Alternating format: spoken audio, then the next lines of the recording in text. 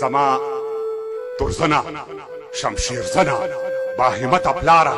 بیرغ نښان شمله د هسکه تر قیامته پلاره دغه خوږه اوږده قصه شپه تر سهره وکه ماته زما د ازادۍ قصه له سره وکه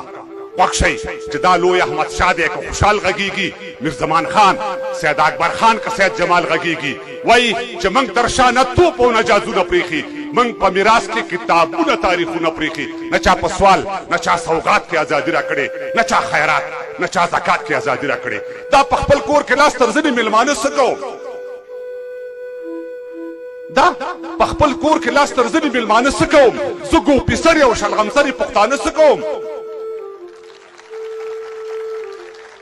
دا په خپل کور کې لاس تر ځنې میلمانه څه کوم زه ګوپیسرې او شلغمسرې پښتانه څه کوم څه مې موندلي دي څو نور مې وفادار پکار دي ګرځم ملګرو څو سړي رانه د کار پکار دي